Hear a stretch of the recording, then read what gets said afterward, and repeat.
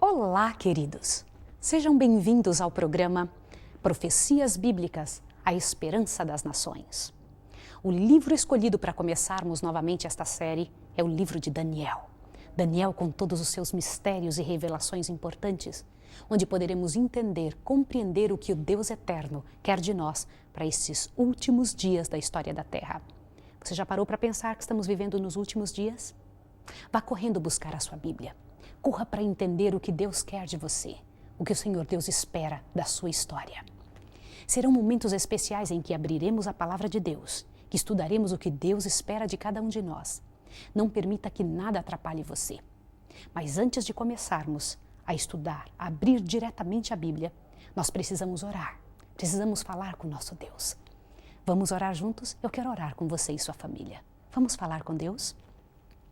Misericordioso Deus e Pai que estás nos céus, em nome de Jesus, nos mande agora o Teu Santo Espírito para entendermos a Tua Palavra. E não somente para entendermos, Senhor, mas também para obedecermos, porque sabemos que as profecias bíblicas estão diretamente relacionadas ao nosso futuro e à nossa vitória. Em nome de Jesus. Amém. Nós vamos estudar coisas muito interessantes. Nós vamos estudar fatos da história. Nós vamos compreender o que Deus Eterno espera de cada um de nós ao vivermos nesses últimos dias. Você já parou e já se perguntou por que é que você nasceu nesse tempo e não em anos passados? Por que, quem sabe, você não nasceu há 200 anos atrás? Você acha que foi obra do destino que você nascesse agora, você e sua família? Não, queridos. Nós temos um Deus de amor, um Deus que nos chama de filhos. Nós somos os filhos de Deus e Ele traça cada detalhe especial de vitória para todos nós. E Ele escolheu a mim e a você para que estivéssemos vivos nesse tempo. Os livros de profecia falam abertamente a respeito destas verdades relacionadas aos últimos dias da história da Terra. E se você está vivendo nesses últimos dias, é porque o Deus espera, o teu Pai espera, que você faça parte de todo esse cenário de forma especial. Já que você está com a sua Bíblia, eu gostaria que você abrisse na primeira página da Bíblia. Gênesis, capítulo 1, verso 1. Veja que coisa interessante que nós encontramos aqui. Diz assim: no princípio criou Deus os céus e a terra. Como era no princípio? Você tem ideia de como era isso? Quando nem eu e nem você ainda existíamos? Quando não existia nenhum ser humano ainda? Isso é muito sério. Querido, você consegue imaginar Deus vivendo? Ele que criou a flor tão cheia de cores, o aveludado de todas as plantas, esse que criou animais de todos os lugares e tantas espécies diferentes, esse Deus vivendo num lugar tenebroso e escuro? Não, nosso Deus não era assim. Eu queria que você imaginasse um lugar bem especial, mas você não está lá. Quem existia nessa época antes que os anjos viessem à existência? Quando eu falo o nome de Deus Pai, o que lhe vem à mente? Quem é Ele? Quem é este ser que nós chamamos de Pai? Quem é este ser que aceita chamar você de filho? Deus Pai é o mantenedor de todo o universo.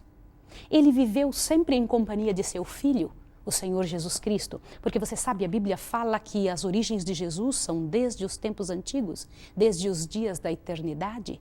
O Senhor Jesus sempre existiu, assim como seu Pai. Ele e o Pai são um. Sempre existiram, sem ordem de hierarquia, Deus Pai, Deus Filho e o Espírito Santo de Deus. Isso é muito sério, muito importante você pensar. E o que faz com que Deus Pai, Deus Filho e o Espírito Santo sejam considerados a divindade? Por quê?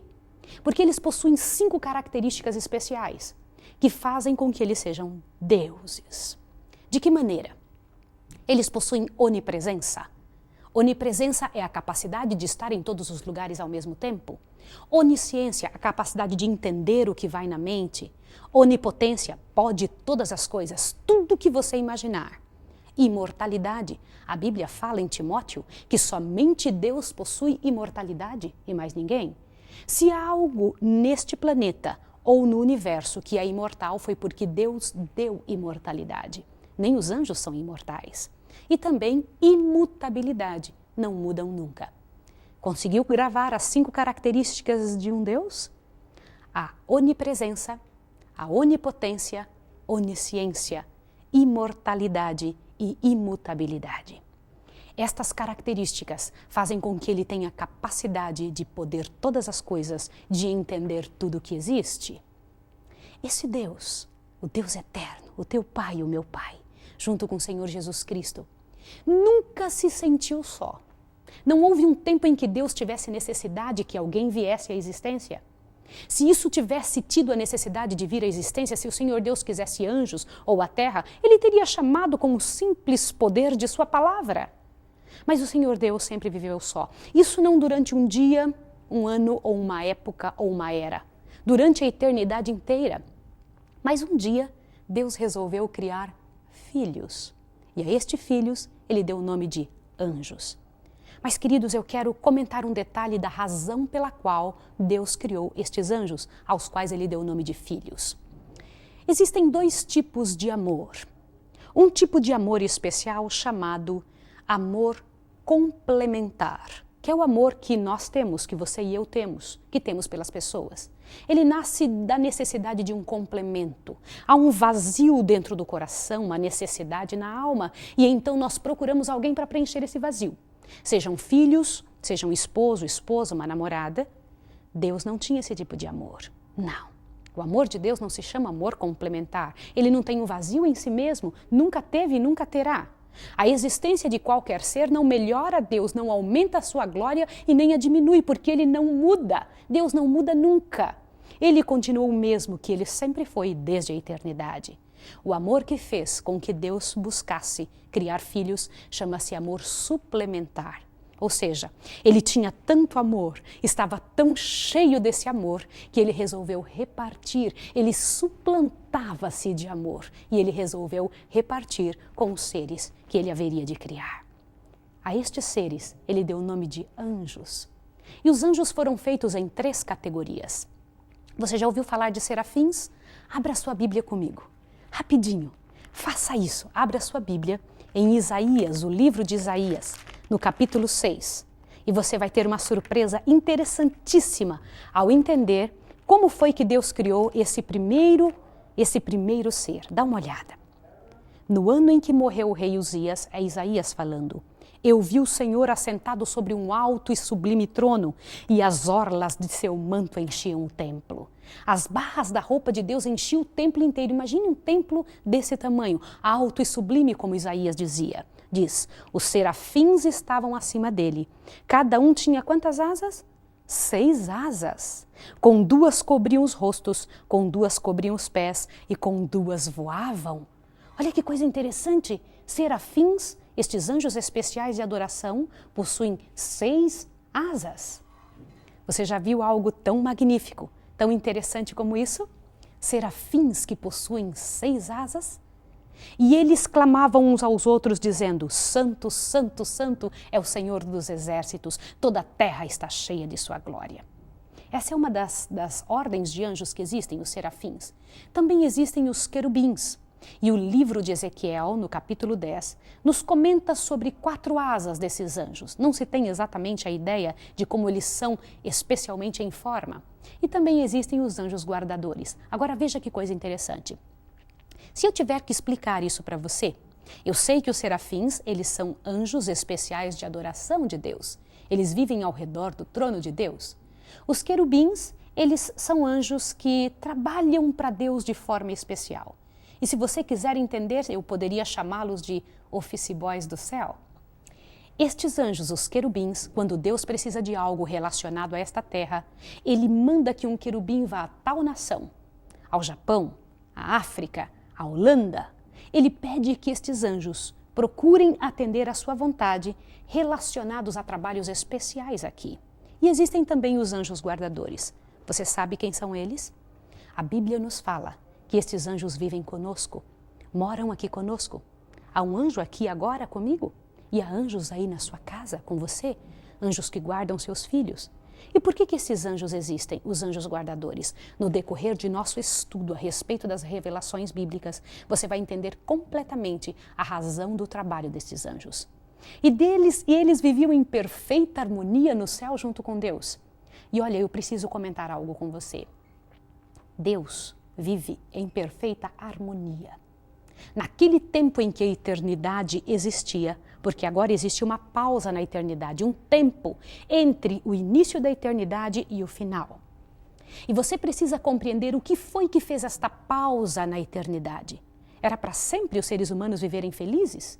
Sempre eles deveriam viver contentes? Mas infelizmente o pecado aconteceu e existe esse ato entre a eternidade e o início dela e a continuação. Queridos, neste início da eternidade se vivia em perfeita harmonia. Você sabe o que é harmonia? Ausência completa de pecado.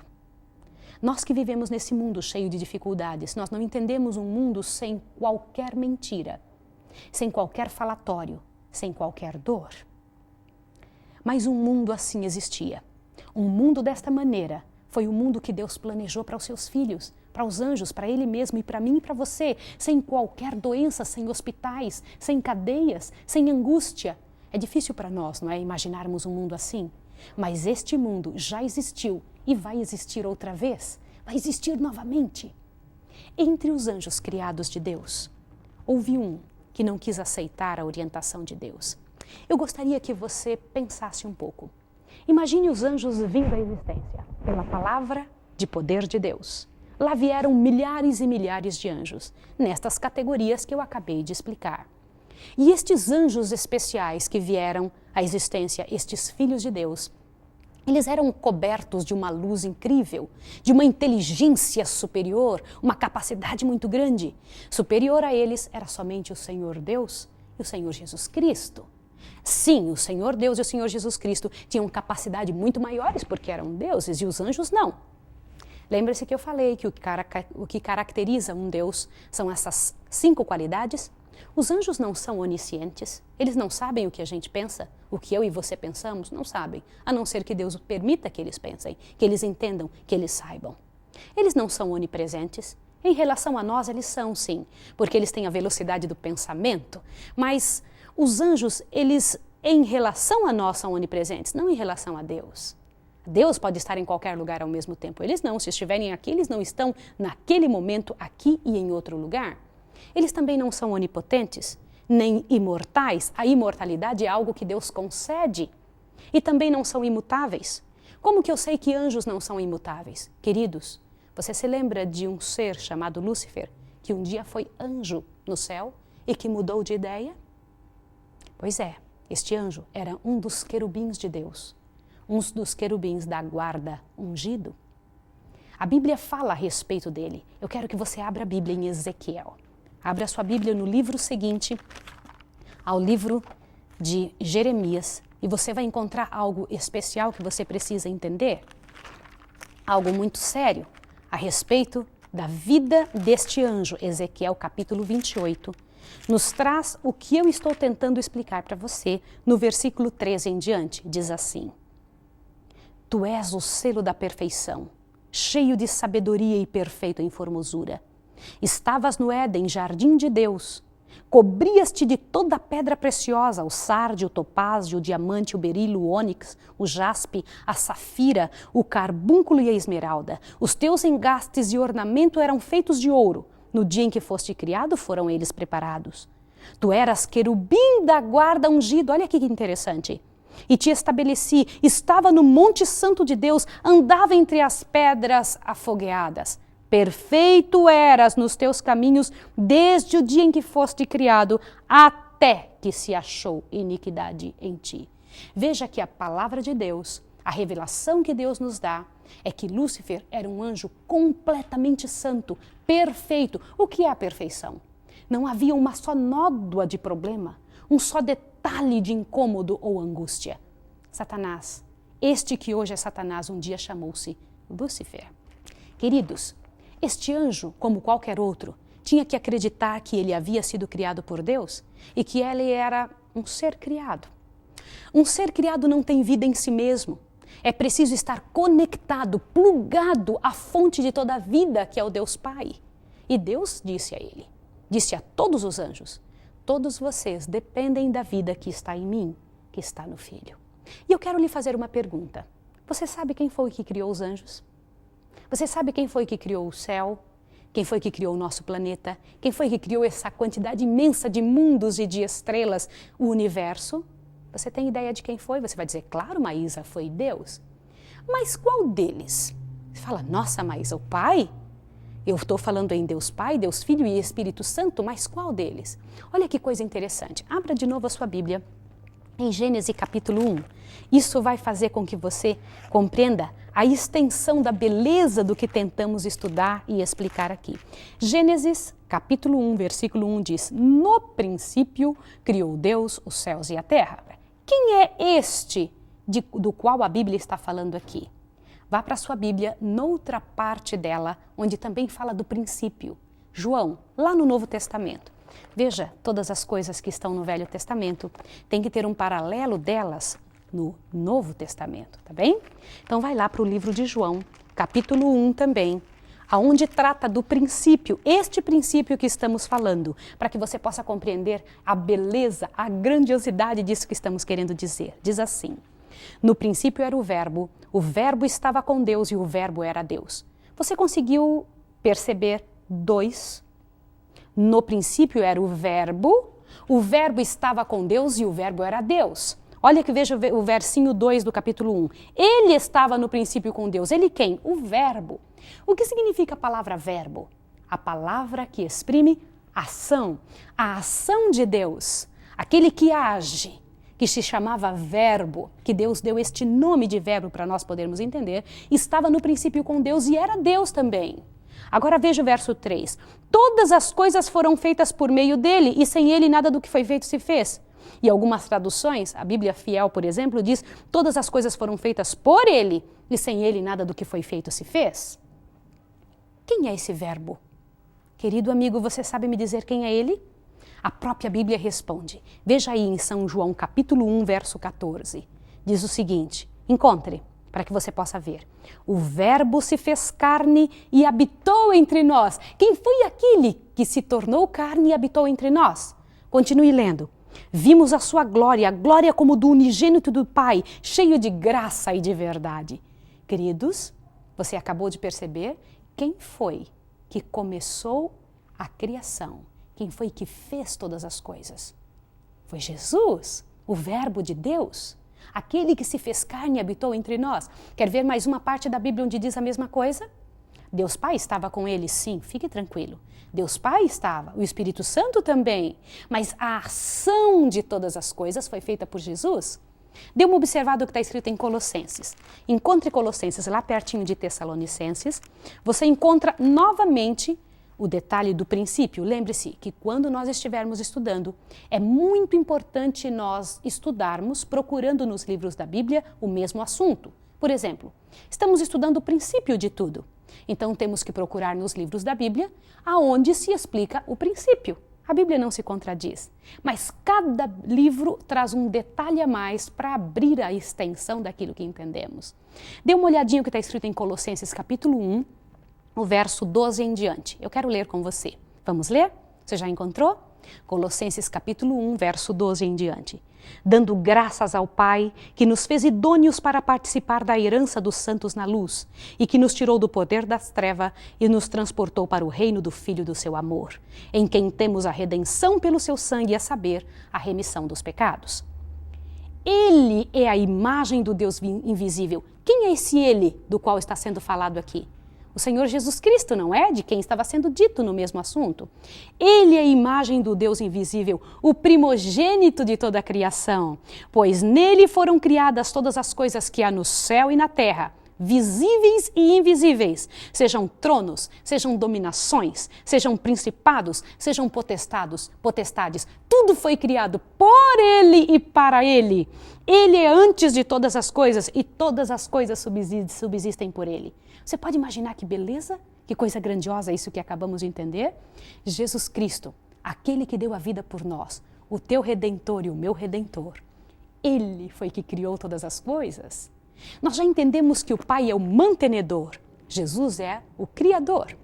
E Jesus Cristo, ele é aquele que cria e o Pai é o que planeja, que cuida tudo o que Jesus Cristo criou. Ele que ampara, Deus Pai ampara e cuida de tudo que Jesus Cristo criou. Quem mais estava com Deus Pai, com Deus Filho no momento da criação? Vá para a sua Bíblia novamente, no livro de Gênesis, e você vai ver algo interessantíssimo. Vê como é bom a gente poder abrir a Bíblia? Nós estarmos juntos nesse estudo interessante. Nós vamos usar várias vezes vários livros da Bíblia diferentes. Gênesis capítulo 1, verso 2. Olha o que diz aqui. A terra, lá no princípio, era sem forma e vazia. Havia trevas sobre a face do abismo e o Espírito de Deus pairava por sobre as águas. O que você entende quando você lê que o Espírito de Deus pairava por sobre as águas? Aqui mesmo em Gênesis capítulo 1, no verso 26, vai esclarecer mais ainda a tua mente. Diz aqui, então depois que Deus havia criado todas as coisas, vem um detalhe do versículo 26. Então disse Deus, façamos o homem à nossa imagem, conforme a nossa semelhança. O que a palavra nossa imagem, o que essas palavras dizem para você? Façamos. É mais de um, isso é plural. Queridos, Deus não estava só na hora de criar. Jesus Cristo não estava só na hora de criar. O Espírito Santo não estava só na hora de criar. Imagine cada detalhe bem programado da mente de Deus. E que quando Ele olhou e terminou a criação, aquele olho que vê tudo, que entende cada coisa, não encontrou um só detalhe de erro. Tudo era perfeito. Ele diz, e eis que era muito bom. Pode imaginar isso? Mas houve um ser em todo o céu, que se incomodou, não quis acreditar no Deus eterno. Que começou a pensar que, quem sabe eu também não sou um Deus. Eu não vi a hora que eu fui criado. Quem sabe Deus Pai, o Espírito Santo, Jesus Cristo, não são exatamente o que dizem ser. Quem sabe eu, se um dia evoluir em conhecimento, em sabedoria, vou me tornar um Deus tal qual eles? E estas dúvidas todas que estavam no coração deste anjo, que estavam no coração de Lúcifer, o Pai sabia, porque o Pai sabe tudo o que pensamos. Entende todas as coisas que nos sobem ao coração, que nos sobem à mente. Então o Pai o chamou, e o chamou muitas vezes. Aliás, ele era o anjo mais honrado de todo o céu, mais que todos os outros. Ele, por ser o primeiro querubim cobridor, era aquele especial em detalhes, especial em sabedoria, mas ele não era Deus. E o Pai o chamou e tentou explicar para ele que aquele tipo de atitude o faria afastar-se de Deus, que aquele tipo de atitude faria com que ele haveria de mudar de posição de anjo puro e santo para um anjo sublevado contra Deus, contra o poder do Deus eterno. E você, meu querido, agora ao compreender que esta atitude de Lúcifer o levou à atitude que ele tem hoje, não foi de um dia para outro que ele se transformou em Satanás. Foi devagarinho, tempo após tempo, que ele foi deixando entrar no coração aquilo que Deus havia dito abertamente, nunca se permita sentir. Veja bem, por que os anjos morreriam se desobedecessem a Deus? Deus não pode permanecer com algo desobediente, algo que transgride as leis do próprio caráter de Deus. Por quê? Porque são fulminados. E todos aqueles que se separam de Deus, não tendo vida própria, morrem. Por isso que Lúcifer haveria de morrer, ele e qualquer ser que se tornassem contrários a Deus. Agora veja uma coisa interessante. Havia algo contra o que Satanás, o que Lúcifer sentia desde o céu, que é muito interessante nós observarmos que no decorrer de todas essas eras, nós continuamos vendo. Ele odiava o Senhor Jesus Cristo. Ele não queria saber do Senhor Jesus Cristo de maneira alguma. E por que ele odiava o Senhor Jesus Cristo? Porque o Pai havia dito que em todo lugar onde ele não estivesse, a presença do Senhor Jesus Cristo deveria ser aceita como se fosse a do próprio Deus. Isso não é sério? Queridos, é muito interessante nós notarmos esta história. O que foi que aconteceu daí em diante? O que foi que começou a acontecer desde esse dia com a eternidade? No próximo capítulo você vai entender como foi que Satanás foi expulso do céu. Você precisa compreender estas verdades. São muito necessárias para que você e eu possamos entender cada detalhe do que vai acontecer nos últimos dias. Por que foi que a Bíblia não começou com uma profecia, começou com uma história? E é por isso que nós estamos começando com a história do pecado, para que você possa entender qual é a sua parte na história de Deus. Queridos, Deus tem um plano muito melhor para a sua vida. Um plano grandioso, muito melhor do que Lúcifer tem para a vida daqueles que seguem a Ele. Deus quer trabalhar com a sua história, quer fazer de você um vencedor. Louvado seja Deus que nos trouxe a Bíblia, que nos trouxe a bênção de podermos ler e entender, e a bênção de sermos abençoados por Ele com o Espírito Santo. Queridos, louvado seja Deus pelo privilégio que temos de poder estudar juntos e de também podermos agradecer a Deus pela graça que temos de termos a palavra de Deus, a Bíblia escrita. Nesse momento vamos agradecer ao Senhor e pedir forças para estudarmos mais uma vez. Vamos orar juntos? Querido Deus e Pai que estás nos céus, louvado seja o teu nome por todas essas verdades contidas na tua palavra. Muito obrigado, Senhor, porque o Senhor sempre está conosco e nos promete um futuro grandioso. Em nome do Senhor Jesus nos entregamos, pedindo que esteja conosco na próxima vez. Te agradecemos. Amém, Senhor. Até a próxima vez.